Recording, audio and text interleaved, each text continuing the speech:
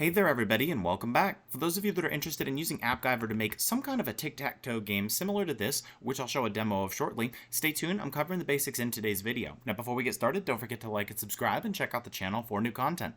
Now one thing to note is if you open up DevTools, you'll see that it'll look a little bit more like a tic-tac-toe board in a mobile version.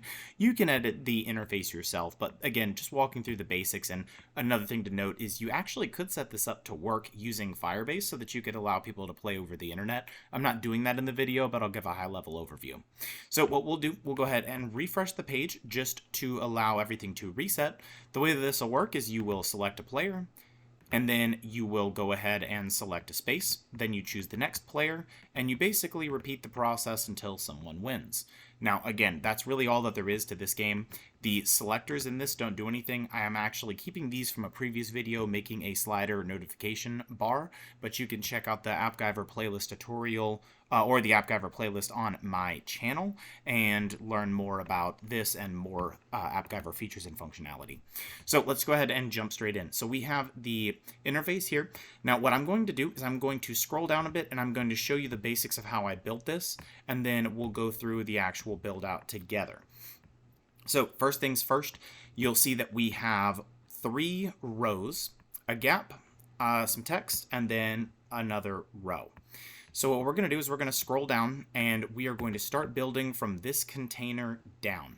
So the first thing that we're going to do is we're going to bring over a row, and then from here you'll see we can just click in one of these cells and we can go over to layout and click plus to create 3 cells.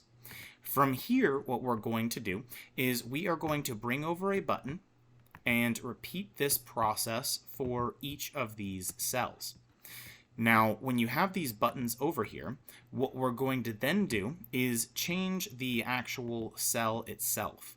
So when we go to Style, we can click here and click Edit, and then as we scroll down, there's a border option. Now here you can click Solid, and then individual borders, and this is where you're setting the border around the 4 corners of the cell. So what we're going to need is, I'm just going to use 5. We know we need it for the bottom and for the right side. We don't need it for the left or the top. Then we are going to go to cell 2 and do the same thing, but we're going to create different borders here. So you'll see again, same process. We will go down, we'll choose solid border, individual borders. So again, we're going to need the bottom, and then we will need the right once more. And then I'm sure you guessed at this point, but we are going to do the same thing here. We'll click Edit, and then we will scroll down and go to Border, Solid, and then individual borders. And then for this one, we actually only need the bottom. So you have this row here. Now what you can do to save a little bit of time is click here and then paste it in multiple times. Now you'll see there's a little bit of a gap. So what you can do in between each as you see fit is adjust the padding. So for example, if I put 0 here, then the padding is going to adjust to basically change the gap in between. So you can check out basically the individual styles, but what we'll do is we can go to the next row and you can go to layout and you'll see there's a gap here. So you can actually adjust this gap instead of the padding that I was just mentioning.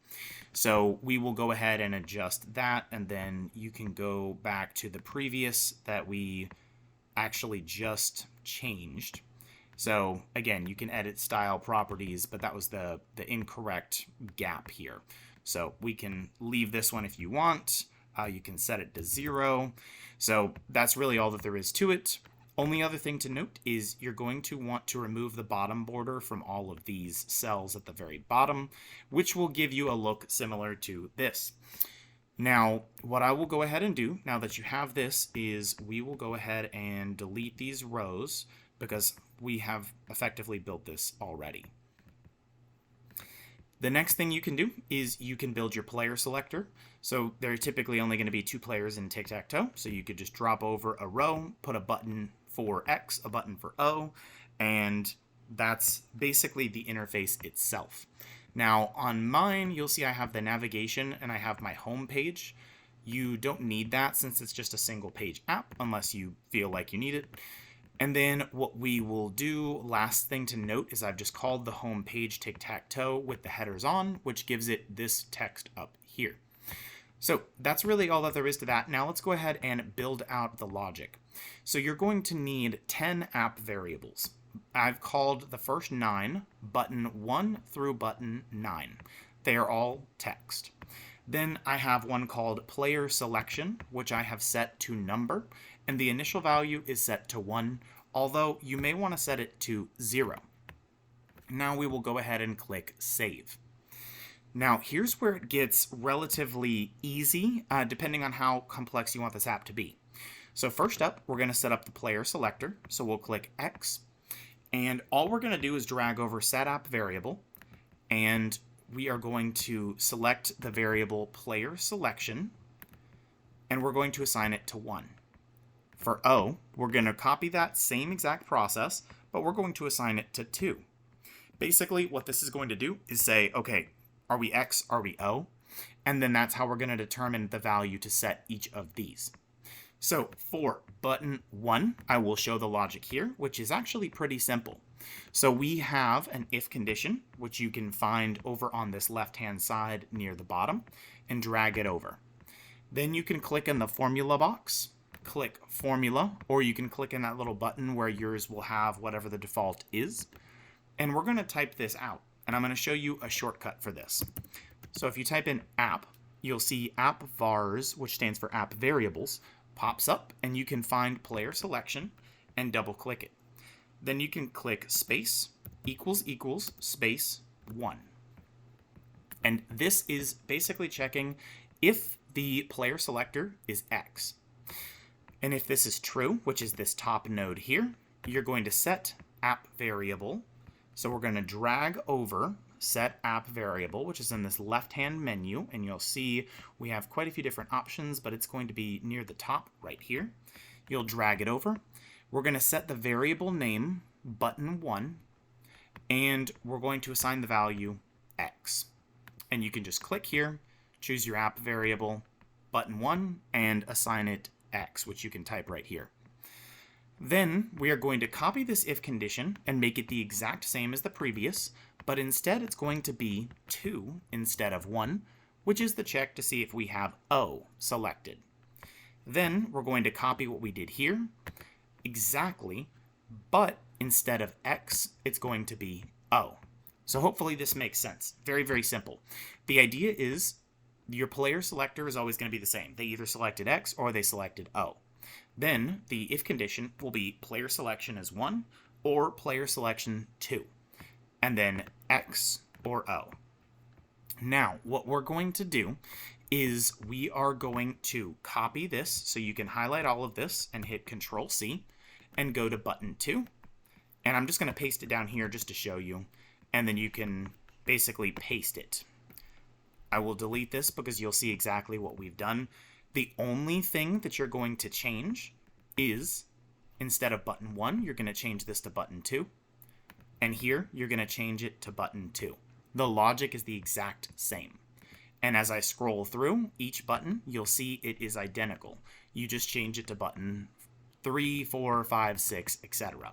So the idea is going left to right, top down. I have 1, 2, 3, 4, 5, 6, 7, 8, 9. So you copy the logic and set the corresponding button.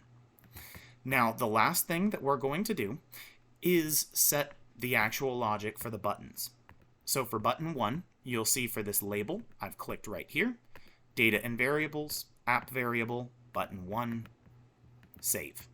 I've repeated that process for each of the buttons, and that is all that there is to it. So what you can do then when you're done is you can click save, and we'll run through the logic. So when I click this, I have set the player selector to 1. So the if condition when I click here is if it's 1, give me an X. If it's 2, give me an O. So as you can see, you can select that. Now, one thing to note is this does give you the ability to put unlimited numbers or letters, and you will see a little bit of shifting of the UI but you can make much more complex logic if you don't want to allow users to have the ability to select multiple options. So that logic would be a little bit more complicated, and I just don't want to go through it because it's so time consuming considering all of the different options. But right now, what you at least have is a game that is fully functional where you can select every single one of these. And for testing, I would recommend selecting X, go through all of them, and then select O, go through all of them, and kind of mix it up a bit to make sure that you didn't skip any functionality. Now, from here, I did make a note at the beginning that there is a way to try to do this as an online game, which you can definitely do. So if you wanted to make this more of a, almost like a cloud-based game, one of the things that you could do is similar to functionality I have in some of the applications that I've offering for sale, or that I have offered for sale over at codelessfix.com. So the idea here is you can build this functionality out however you want. My recommendation for a potential option is if you have an input field, you could allow users the ability to name a collection in Firebase. For example, let's just say Tyler Talks 1. And that collection, you would have a way for users to access.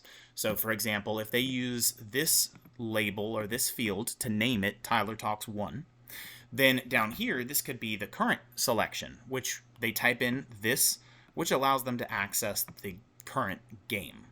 And when there is a value here, it would check that collection in Firebase and say, okay, we have these values for buttons 1 through 9.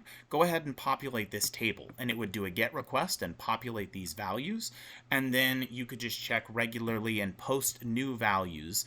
So the idea is you would get the values for buttons 1 through 9, and then post the values for buttons 1 through 9 with the new change, because if you leave some empty, it'll delete them.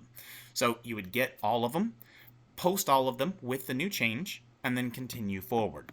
I know that's a very high-level overview, but it is one of different options, or if you want, as it stands, this actually would just work as a standalone app where users could play on the same device. So I hope this was helpful. If you have any questions, drop them in the comment box below, and I'll see you all in the next video.